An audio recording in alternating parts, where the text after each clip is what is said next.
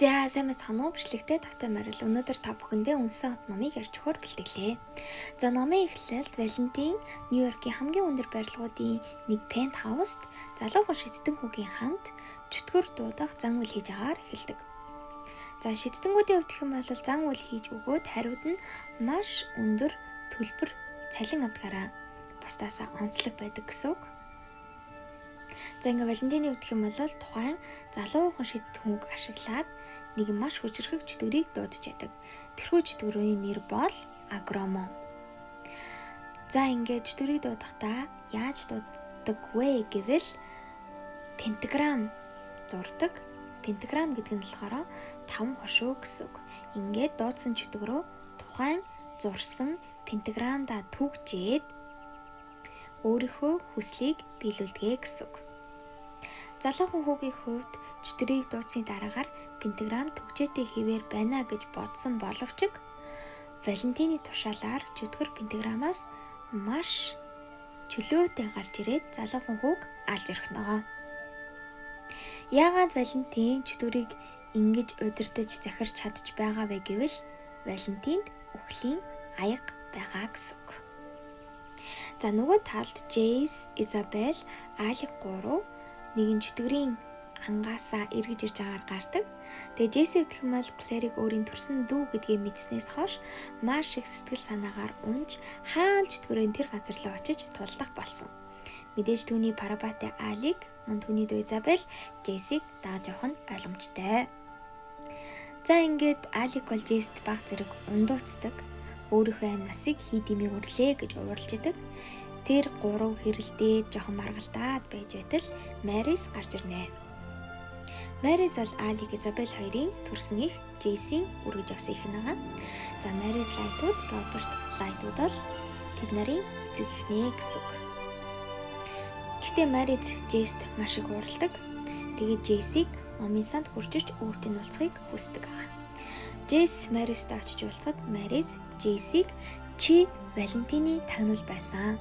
Энэ олон жилийн турш чи Валентинийг өөрийн эцгээ гэдгээ мэдчихсэн боловч биднэрт юу ч хэлээгүй. Тэм учраас чи хүрээлэнд байх эрхгүй гэд хүрээлэнгээс хөөгөөд явуулчихна.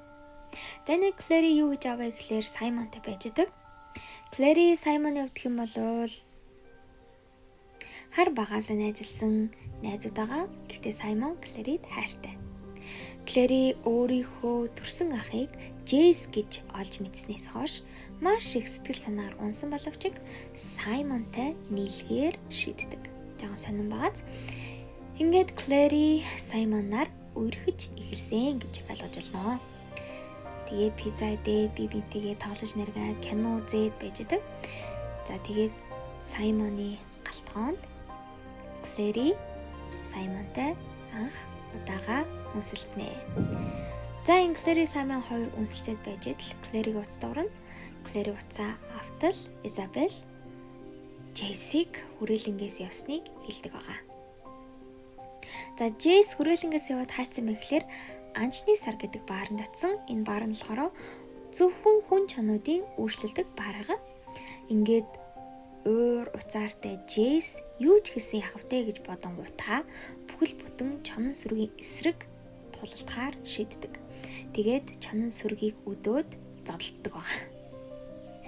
За энэ үд нь нэгэн залуухан хүн чон хүүхэд алуулдаг байгаа. Тэгээд хүн чон бэт Джейст ингэж хэлдэг. Чи ажиллаа хийгээч. Чиний бараг нүдэн дээр шахуу залуухан хүн чон хүү алагдчихад байна.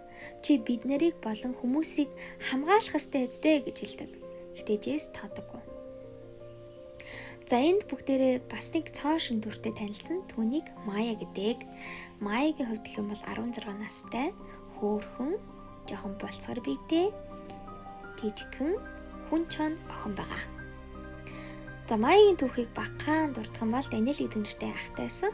Тэгээд ах нь үргэлж Майяг шоглдог, үддэг, бас далдуур түүнийг зовоодаг байсан. Тухайлх нь Майягийн бүр гарыг нь хугалж исэн, шампаныхын оронд хувцас зайлгаж хийжсэн гэх мэт. Тэгээд Майя ээж авдаа ахыхаа талаар хэлэхэд ерөөсөө Майяд ээж аав нь итгэдэггүй байсан. Яг гэвэл ах нь маш царайлаг, маш зөөлөн сэтгэлтэй юм шиг харагддаг учраас хинч Майяд итгэдэггүй байжээ. Ингээд байж байтал аршгүй Маягийн ах нь автослоор нас барна. Үүнд Мая маш их баярлана. Тэгээд санаа нь амардаг. Мая ахыхаа оршуулгын үеэр нэг ч тусал нулимс унгаагүй гэж бичсэн байдаг. За ингээд ахыхаа өвхлийн дараагаар Мая нэгэн залуудад танилцаж түүнтэйгээ үерхнэ. Эхний хэдэн сар тэр хоёр маш аз жаргалтай байсан боловч Маягийн найз залуу нь түүнийг үргэлж хардаж зоддог байжээ. Ингээд сүүсвэлдээ Маягийн найз залуу нь Маяг хазаж орхидог. Ингэснээр Мая хүн чон болж хуурсан гэсэн үг. За ингээд Джейс бодлаан тариад байж Люк хурж ирээд Джейсийг аваад явдаг. Ингээд Люк Клэрид мессеж ичнэ. Энэ агуур Клэри Саймон хоёр Люк мессеж бичхээс өмнө Джейсийг сайгүй хайж идэг. Зевсгийн дэлгүүр гэх мэтчин Джейсийн очиж болох газруудаар хайж идэг гэсэн үг. Ингээд Люкийн мессеж ирснээр Клэри Саймон хоёр Люкинд Джейс рүү очдог байгаа. Энэ Саймон Маятай танилцаад авнаа. За ингээд Люк, Джейс, Клэри гурав ярилцаж байгаад Маристай дахиж очиж уулзахаар шийддэг. Ингээд хүрээлэн рүү явдгаа гэсэн үг. За Марисийн хувьд хэм болвол Джейсийг шууд хайрлага болчоогүй, бас үзэн ядаагүй. Джейсийг хүрээлэнгээс явуулах болсон шалтгаан нь юу гэхээр Клавийн төлөөлөгч ирж байгаатай холбогддог. За Клав гэдэг болвол сүүдрийн ангуучдын засгийн газар гэсэн үг. Тэгэхээр Клавийн төлөөлөгч инквизитор ирж байгаа. За инквизитор гэдэг нь болохоор шүүгч гэсэн үг. Өөрөөр хэлбэл сүүдрийн ангуучид хуулийг дагаж мөрдүүлдэг хүнийг инквизитор гэж нэрлэдэг байна. За тийм учраас Джейсийг инквизитортой уулзалтын тулд хүрээлэнгээс хөөсөн гэж хэлдэг. Гэхдээ Джейс хэрвээ та намайг хүрээлэнгээс явуулах юм бол инквизитор таныг буруутгана. Тийм учраас би та нарыг эрсдэл оруулахыг хүсэхгүй байна гэж хэлээд хүрээлэнд үлдэхэр болно. За ингээд Джейс инквизитортой уулзна. Инквизитор нь болохоор Эможийн Херондел гэдэг нэртэй эмэгтэй байдаг. Маш хүчрхэг, ширүүн зангааштай эмэгтэй. Ингээд Джейс түүний уурыг хүргээд инквизитор Джейсийг шорон торхоор шийднэ. Тэгээд маргааш өглөө нь үхлийн ил дээр Джейсийг шүүхээр болдог. Үхлийн илтийг барьсан хүн заавал үннийг хэлдэг учраас түүгээр шихүн шудраг гэж Джейс бас санал нийлдэг. Гэхдээ энэ маш өвдөлттэй байдаг ахын л дээ. За үхлийн илт гэж юу гэхээр үхлийн аягийн нөгөө нэг зэвсэг нь үхлийн илт байгаа. Үхлийн илтийг Библиэлд Бурхан Адам, Ева хоёрыг цэцэрлэгээс хөөгөөд тэр хоёрыг дахиж цэцэрлэгт оруулахгүй тулд үхлийн эрэлт барьсан Тэнгэрийн элчдийг зогсоолоо гэж хэлдэг. Тэр Тэнгэрийн элч нарын барьж исэн ил нь үхлийн илт гэж ойлгож болно. За ингээд Джейс ясан хотын хамгийн гүнд байдаг шоронд нэг өдөр нэг шөнө хоригдохоор болоод яваад өгнө. Энэ Клэри Саймон хоёр үнсэлцээд хэвтчихэдэг. За ингээд яг Клэри Саймонтай унтахаар шийдээд бэлтгэл хийгээд байж байтал Клэриг утсанд Изабеллээс мессеж ирнэ. Изабелл Клэрид Джейсийг шоронд хийсэй гэдгийг хэлдэг. Ингээ Клэри юу ч бодохгүйгээр шууд гараад хүрээлэн рүү гүйцэдэг байгаа. Клэри хүрээлэнд очоод Изабелл Аликийн 9 настай дүү болох Макстай танилцсан. Тэгээ Изабелл Алик хоёр Клэр гэрхсэнд яг үнэглээд маш их гайхнаа. Гэхдээ Клэри заавал Джейс дээр очих хэвээр аврах хэвээр гэж хэлдэг. Гэхдээ нэгэн шин болоо гарах учраас санаа зовлгүй хүлээе гэж шийдчихэдэг. Тэгээд Джейсээ гэх юм бол шорондоо орчихсон жижигхэн өрөөнд хоригдож байгаа. Тэгсэн чинь гинт хашгирах чимээ сонсогддог. Джейс эргэн тойронд нь булш хүний чандар байгаа учраас сүнс гэж боддог. Гэхдээ яалтчгүй амьд хүний хаширах чимээ сонсогдно. Гэтэл нэгэн бамбар барьсан чимээгүй ах түн дээр ирнэ. Тэр бол Ирэм. Ирэм түүний оюутай юм шиг ам нь задарчихсан, цус болчихсон Джейс дээр хурж ирнэ. Тэгээд нийгэм хэлэхэд чадалгүй үхтхийн уннаа. Джейсүүд маш их гайхдаг. Тэгээ байж л нэг маш том хар сүдэр ирээд Джейсийг дайрч өргөнө. За ингээд ухаан ортол Валентин торон сараалж гадаа зогсож идэг. Тэгээд Джейст чи одоо хүртэл миний талд зогсохгүй гэж үү? Чи одоо хүртэл натаа толдохгүй гэж үү? Гэд ятгаад байж идэг. Тэгсэн чинь бөөн хүмүүсийн гүүх чимээ сонсогдоод Валентин одоохондоо би эднэртэй тулдах бодол байна. Тийм учраас би явлаа. Чи ирээ бодлоо өөрчлөмөл над дээр хизээч хамаагүй ирээрэй гэж хэлээд зүгтаагаад явдаг. Яагаад Валентин ясан хот руу дайрсан бэ гэхлээр үхлийн элдийг уулгаалахыг хүссэн байгаа. За ингээд бүх чимээг ахын дүүсийг өнөө агромон гэдэг чөтгөрөөр алуулаад үхлийн элдийг уулгаалаад яваад өгсөн гэсэн үг. За Клэри Изабель Алиг өвдөхмөл хүрээлэнд байж идэл номын санд чимээг ахын дүүсээс тусламжийн дуудлага ирдэг. Харамсалтай нь тэр гураас өөр сүдрийн ангууч хүрээлэнд байдаггүй. Яа тэгмэл өдөр нь нэгэн фэри хүүхэд алуулсан гэсэн мэдээгээр бүх Нью-Йоркод байсан сүдрийн ангуучид тэр хэргийн газар руу явсан байсан. Ингээд Клэри, Изабель, Алиг гурав бүрэн зэвсэглээд ясан хот руу явахаар шийднэ. Яагаад тэгмэл чимээг ахындаас ер нь тусламж дуудах нь их хурд юм байна л да. Тэгээд Джейс санаа зовоод явсан гэсэн. Ингээд Клэри нар ясан хот руу очтол хав харанхуй байдаг. Тэгээд доошоо шидэт гэрлийн тусламжтайгаар шатаар буугаад өнөө ярддаг одод гэдэг танхим руу очтол үхлийн элд байхгүй. Тэгээд бүх чимээг ахын дүүснэр алуулсан байдаг. Ингээд Клэри Джейс рүү зөнгөөрөө гүйж эхэлнэ. Ингээ бүгдээрээ гүүгээд Джейс рүү очдог. Джейс ухаан алдсан байдаг. Тэгээ Клэри стилигээ гаргаж ирээд Джейсийн хаалган дээр онгойлгох рүүнээ зурнаа. Энэ бол Клэригийн зохион бүтээсэн анхны рүүнэ гэсэн үг. Ингээд Клэри рүүнээ зурхад бүх зүйл онгоодог. Тэрч байтугай хаалга нурж онгоохоос гадна Джейсийн гав хүртэл онгоосон байдаг. Ингээд Джейсийг суллаж аваад гарч иртэл 20-30 сүдрийн ангуучид ясан хотын үүдэнд зогсож идэг.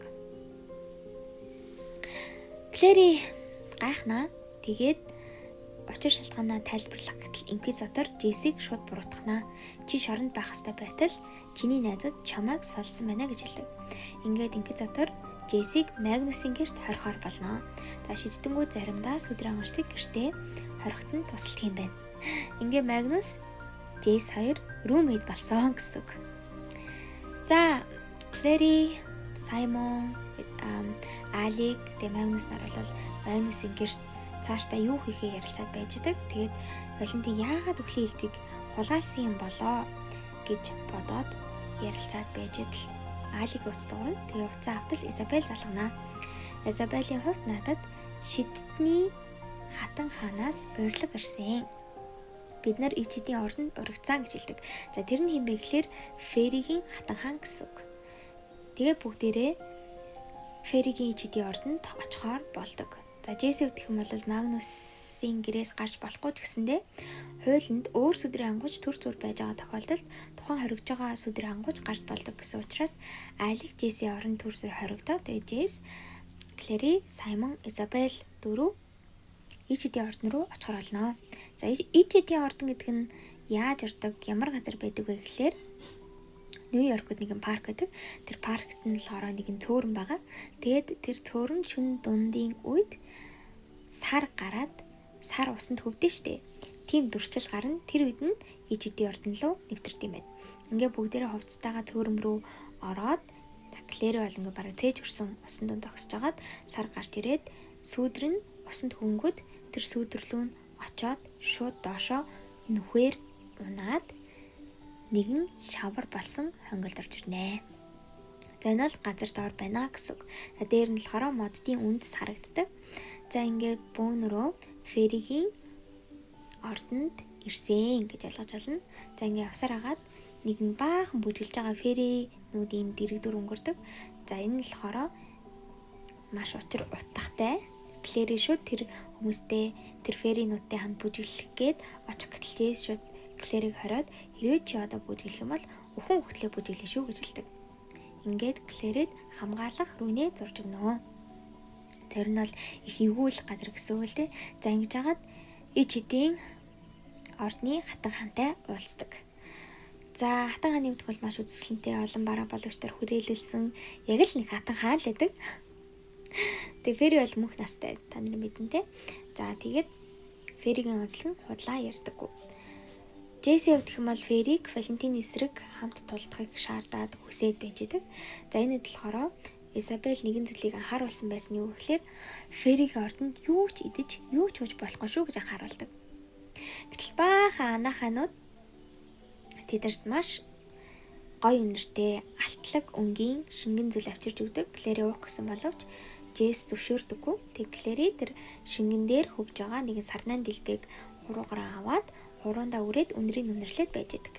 Гэтэл нэгэн жижигхэн анаахан урж ирээд Клэригийн хурууг хазаж орхиноо.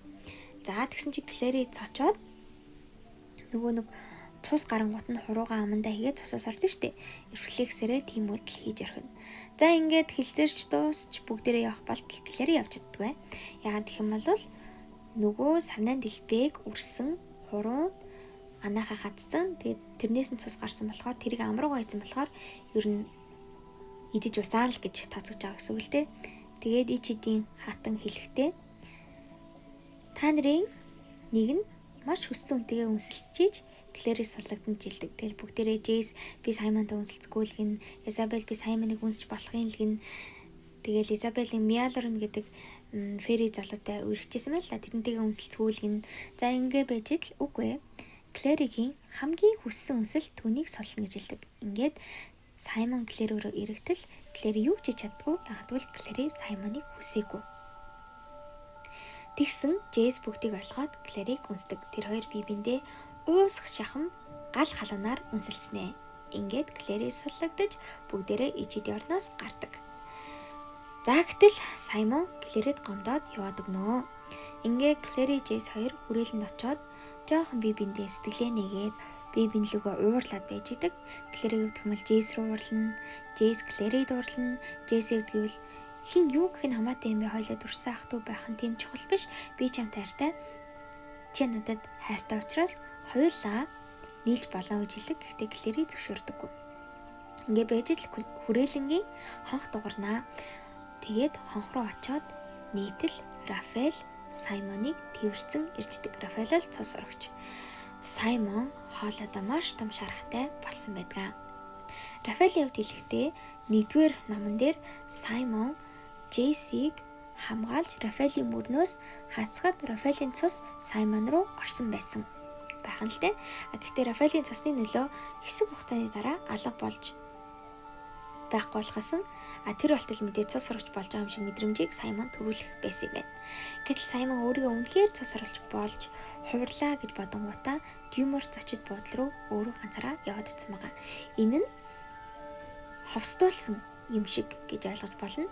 Тэгээд ойлгомжтой цус сурагчдын үүрлөө зөвшөөрлгүй орсон хэнийг ч цус сурагч цусын нөөж болно. Эсвэл цус сурагч болж хувиргаж болно гэсэн хуулийн цаорхоо байт юм байна. Тэгээд цус сурагчид Саймонлуудаараа Саймон хадуулаад одоо баг өгч байгаа гэсэн үг. Гэхдээ өгснийхаа дараа цус сурагч болж хуурнаа. Гэхдээ мэдээ цус сурагч болж хуургаас өмнө зүрхэнд нь 3 сэрээтэй жад зоогоод толгойг нь таслаад шатаагаад алж болно. Гэхдээ Клэри үүнийг хүсдэггүй. Клэри маш чангаар уйлж Саймоныг тэврээд Саймон Клэригийн үүр дээр нүдэннаа. Нүдэнхээс өмнө Клэрид би чамд маш их хайртай гэж хэлдэг. За ингээд цус сурагч болох зан үйлийг хийхэр болно. За үүний тулд бол хотын захад еврей оршуулгын газар болоод Рафаэл булшны нүх ухнаа. Рафаэл цус сурагч учраас маш хурдан ухна. Тэгээ Саймоныг булшилна. Тэгээ Саймон өөрийнхөө хүчээр тэр булшнаасаа гарч ирэх ёстой гэсэн үг. За ингээд Саймон булшлагдаад хэсэг хугацаа өнгөрөө байж л булш нь гинт дээшээ оволцоод Саймон 2 гараа булчнаас гаргаж ирээд ухсаар малцаар агаад өөрөө булчнаасаа гарч ирж чаддаг. Ингээд Клэри баярлаа Саймон руу очтол Саймон бараг Клэрийг алах шахнаа. Тэр Рафаэл Саймоныг Клэригээс холдуулаад Магнусын авчирсан цусаар Саймоныг хооллоно. Ингээд Саймон цусрагч болсон гэсэн үг. Тэгээд нөл цус болсон Саймоныг хооллож дуусныхан дараа хувь нэрийн солиод цэвэрхэн болгоод гэрт нь авчиад өгнө гэсэн үг. За хэд хоногийн дараа Клэри, Люк хоёр ээжийг эргэжээд Люкийн гэрт буцаа явж идэг. Тэгээд тэр үед нь Саймон Люкийн гэрт ирсэн байна. Ингээд Клэри Саймон хоёр баг зэрэг ярилцаад ээжтэй хэрхэн цусар өгч гэдгийг хэлэх тухай хэлэлцээд байжсэн. Тэгээ Саймоны хувьд гэх юм бол өдөр наран дээрээс гарч болохгүй шууд шатаад өхөн. Тэм учраас оройн цагаар л гарах боломжтой. Дээжтэй болохоор хэд хоног ханаа төрсөн гэж хэлсэн байдаг. За ингээд тэр хоёр ярилцаа байж л гівгэнт гадаа машин нийгмийг дайрж байгаа чимээ гарна. За тэгээд гүүгээд гараар Люк өөрийнхөө машинаар нэгэн чөтгөрийг дайрсан байдаг. Тэр чөтгөрийн нэрийг Тревак гэж байгаа. Чөтгөр болон нэртэй. За тэгсэн чинь Маяг тэр чөтгөр хатгсан байдгаа. Ингээ Мая чөтгөрийн хооронд хазуулаад Магнусыг дуудаад Маяг эмчлүүлдэг. За тэгээд Люк за би зүлгэн дээрээс машинаа холдуулчаад ирье гэж гараад бас алга болчдөг. Ингээд энэ үед нь Магнус ирсэн учраас Джейс бас Магнустай заавал хамт явж явах хэрэгтэй. Джейс бас ирсэн байсан.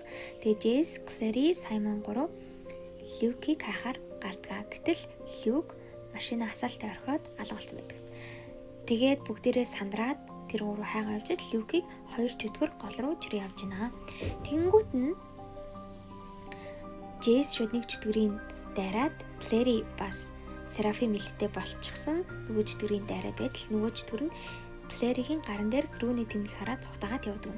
За энэ яаж би бас рүүний тэмдэг гэхээр Клэри зүгдлээс ирсэн чинь гарын дээр нь энэ рүүний тэмдэг бий болчихсон байсан. Бодвол чөтгөрийн хамгаалах цоошин рүүний тэмдэг бололтой. Зүудэнд нь болохоор ээж нь Клэригийн гар дээр зурж өгдөг. Гэтэ мэдээж ээж нь зурж өгөхөөс илүү Клэри зүудэндээ өөрийнхөө гар дээр зурсан байх гэж би бодож байгаа. За ингээд Джейс нөгөө чөтгөрийг бас явуулчихсан, цугтаалгачихсан. Ингээд бүгдээрээ Люкийг гэрт наваад ордог. Тэгээ Лукас чөтгөрт татгуулчихсан. Чөтгөрийн хооронд өрччихсэн. Тэгээ чөтгөрийн хооронд одоо хорцсон хүмүүсийг ер нь Магнус л имжилдэг. Тэгээ Магнус 2 өвчтөг имжлээд байжсэн. За энэ угаар бас юу болов гэхээр Мая, Саймон 2 бие бинтгээ уралцгаа шахна. Яг гэвэл хүн ч цус сорогч 2 бол тэг ясны дайсан байгаа. Үстэн дайсан. Тэгээ Мая Саймон руу дайрсандаа бас харамсаад байж идэг.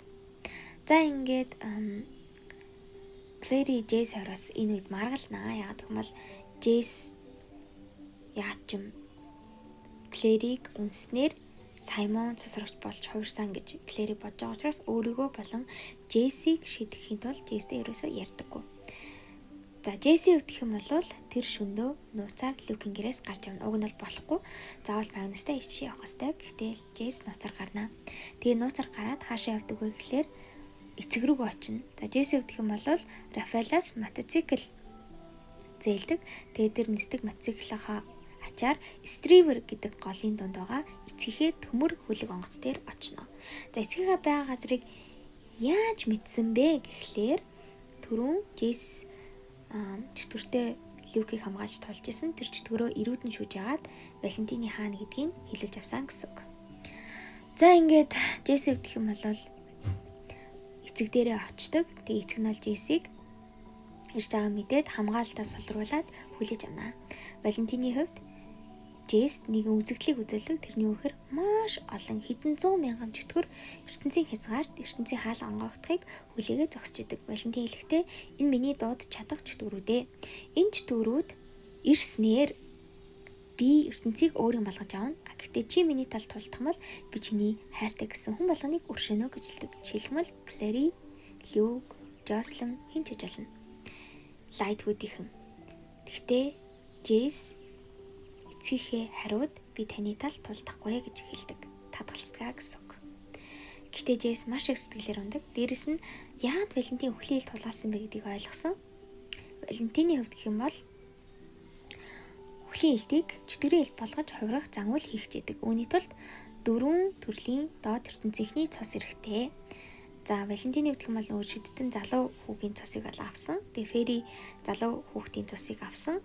Одоо хүн чон цус рогчийн хүүхдийн цус дутуу гэсэн үг. Сүүдрийн ангуучийн ертөнцид хүүхэд 18 нас хүрчиж насанд хүрсэн гэж тооцогддог учраас 16 настай хүүхдүүд ч гэсэндээ хүртэж болно гэсэн үг байна шүү дээ.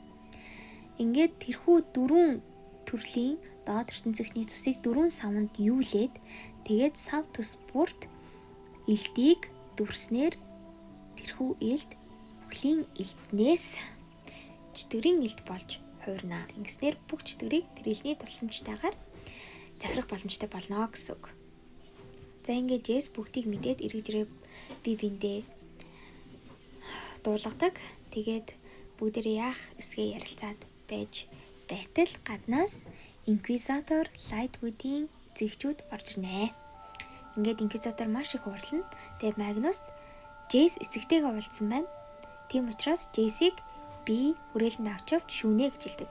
Тэгээд Джессийг хүрээлэнд авч яваад нэгэн цэглэгаан гүйдэлтэй хан босгоод хүрээлэнгийн твсгийн өрөөнд хорж өрхнө. Тэрхүү хан нь маш өндөр, Джесс гарах боломжгүй. Хэрвээ хан төрөх юм бол Джесс шууд шатаж өгнө. Тэгээд Джессийн гарыг галт гаваар гавалсан байдаг. Инквизиторын хувьд Джесс хэлэхдээ би Валентинаас өшөөг авахыг хүсэж байна. Би чамайг Клавын шүүхт өгөхгүй, харин маргааш Валентинд өгнө. Хэрвээ Валентин чамайг авах юм бол хариуд нь би өхлийн элдийг авна гэж хэлдэг. Гэтэ Джесс наад санаа чинь хизээж бүтэхгүй, аав хизээж намайг өхлийн элдээр салахгүй гэж хэлсэн боловч Инквизитор идэгдэг юм аа. Ямар ч цэцгийг өрөвхтэй хайртайгээд жоохон зөрүүдлээд идэг. За энэ үед Аалиг Джесс дээр хурж ирж түүнийг суллахыг хичээв. Аалиг гэвдэх юм бол хууль бол чанд, хууль бол хууль гэж Джессийг бол шууд Инквизитор хурж ирж барихад бол дэмжижсэн. Гэхдээ зүгээр дүр өсгөжсэн мэлээ. Хурж ирээд Джесс хэлэхдээ чи маш өндөр өсөрч чаддаг. Энэ хан хити өндөрч гэсэндээ дээврийн таасан тулааг байна. Тэгэхээр чи дээврийн нуруунаас өсөрч зүгдээд ханыг даваад цааталт нь өсөрч бууж чадах юм бол чөлөөлөгднө гэж хэлдэг. Ингээд Джесс Аалиг хэлснээр шууд 30 фитийн өндөрт өсөрч дээврийн нуруунаас зүгдээд нөгөө цэглэгаан ханы эсрэг талд нь үсрээд бууж чадна. Яг л муур шиг маш гайхалтай. За энэ болохоор Джесс Клэрийг дуудсан байдаг. Тэгээ Клэри Люк хоёр болохоор Джесс рүү ирэхээр замдаа явж байна. За үүнээс өмнө Клэри Люк хоёрт хит хитэ асуудал тулгарсан байна. За үүнийг хэлэх юм бол нөгөө Мая имчлүүлж исэн. Тэгээд имчлүүлж идэрэнгүүтээ Саймоноос уучлалтгүй наа гэд Люкийн гэрээс гараад явчихсан байдаг.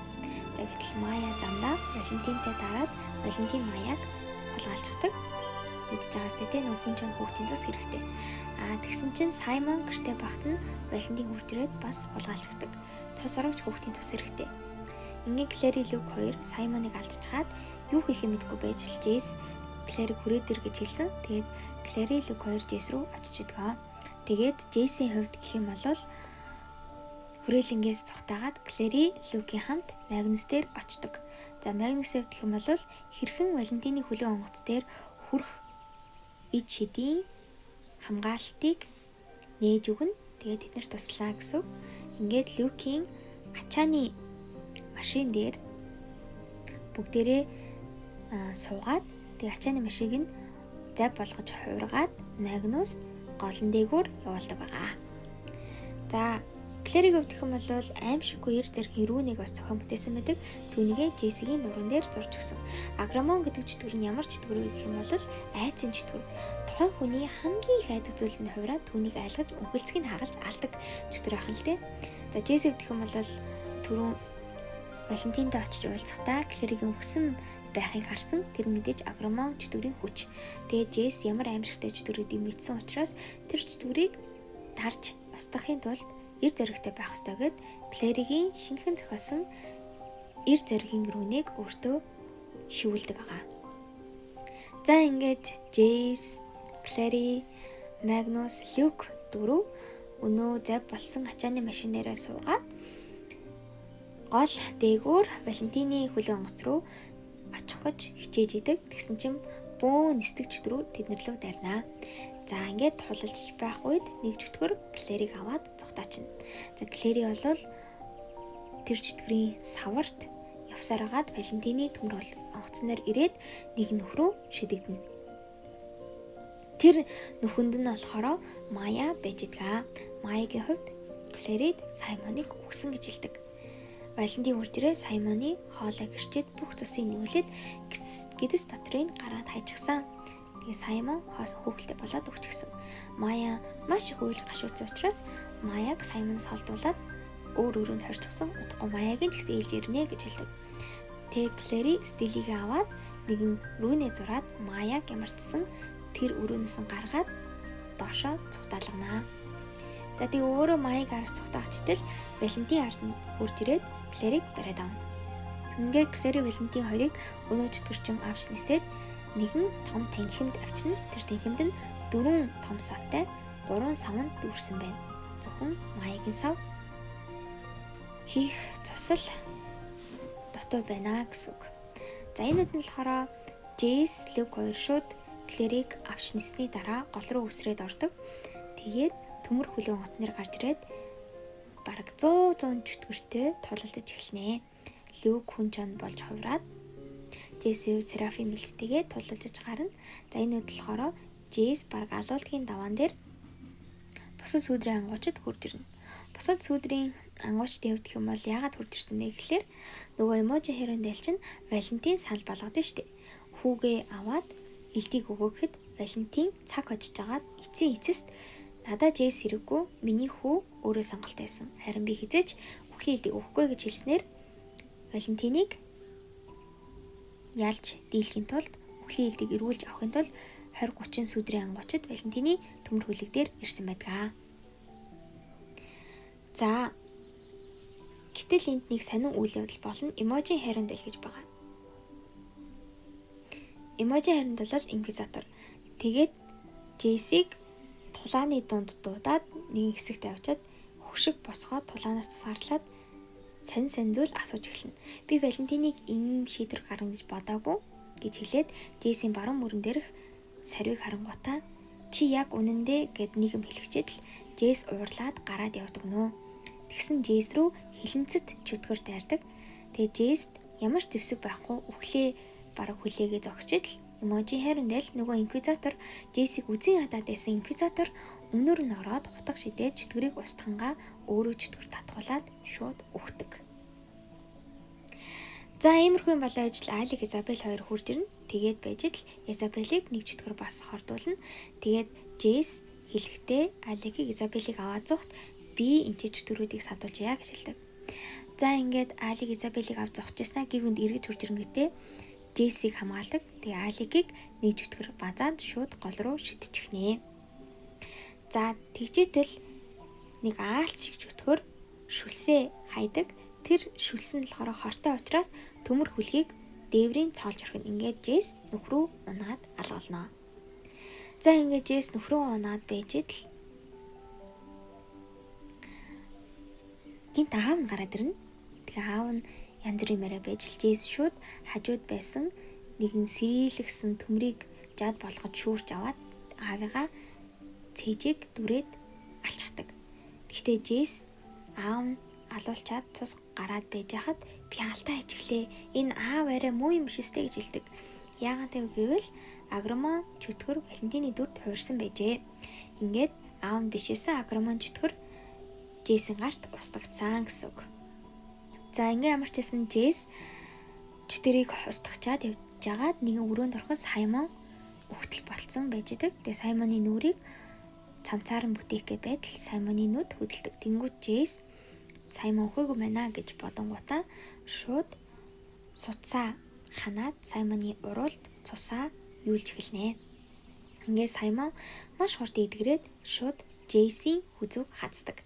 Тэгснэ гин Саймон өөрийгөө юу гэж мэдэнгүүтээ холдоод Джейст туслаад тэгээ тэр хоёр Клэригийн араас авна. Саймон цус сурагч учраас хідэн тусалцасал түүний бүх идэрхтнийг эргэж хэвэнд нь оруулаад зүг зүгээр болгочихсон гэсэн үг.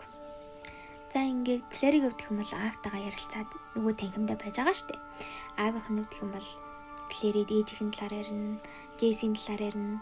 Тэгээ Джейс гэвд ардаа хэлсэн үхлийн хэлдэг аваад Валентиныг алахыг хүссэн боловч үхлийн хэлдэг барингуудаа дийлэхгүй хамаг биеийн мөс шиг хүүтэн болоод унахчдаг.